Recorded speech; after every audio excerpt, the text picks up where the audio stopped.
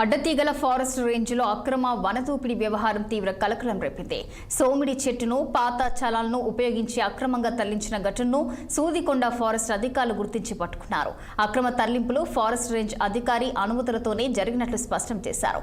ఈ విషయంపై క్రింది స్థాయి అధికారులు PCCF కు నివేదిక పంపించారు. ఇక ఆ నివేదిక ఆధారంగా అడ్డతీగల ఫారెస్ట్ రేంజ్ అధికారి ఒక బీట్ ఆఫీసర్పై PCCF సెక్షన్ ఉత్తర్వులు జారీ చేశారు. ఇక సస్పెన్షన్ కు సంబంధించిన వివరాలను రంపచోడవరం DFO శివకుమార్ వెల్లడించారు. నేను IFS 2022 బ్యాచ్. ఇప్పుడు ప్రస్తుతానికి డిస్ట్రిక్ట్ ఫారెస్ట్ ఆఫీసర్ రంపచోడవరంగా పోస్టెడ్గా ఉన్నాను. సో అందరికీ తెలిసినట్టు కొన్ని రోజుల క్రితం అడ్డతీగలలో కొన్ని ఇల్లీగల్ యాక్టివిటీస్ జరిగాయి. దానికి సంబంధించి మాకు కూడా కొంత సోర్సెస్ నుంచి మాకు కొంచెం ఇన్ఫర్మేషన్ వచ్చింది ఇలా జరుగుతుంది అని.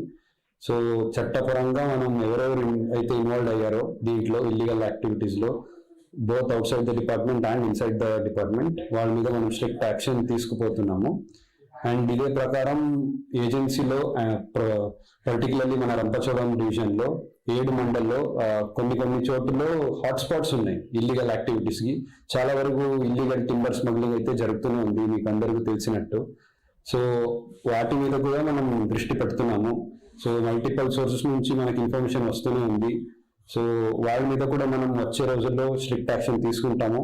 అదే రకంగా మీ ఎవరి దగ్గరైనా ఏమైనా ఇన్ఫర్మేషన్ ఉంటే ఇలా ఇల్లీగల్ యాక్టివిటీస్ జరుగుతూ మీకేమైనా తెలిసి ఉంటే అది డెఫినెట్లీ డిపార్ట్మెంట్కి ఇన్ఫార్మ్ చేయండి. నాకు కూడా మీరు డైరెక్ట్ నాకే ఇన్ఫర్మేషన్ ఇవ్వచ్చు, నో ప్రాబ్లం.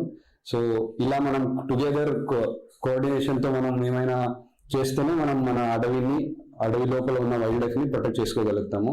ఇంకోటి నేను చెప్పాలి ఏమంటే అడవిలో కూడా మన ఇంత పెద్ద అడవిలు ఉంది, చాలా వరకు హంటింగ్ అనేది జరుగుతుంది.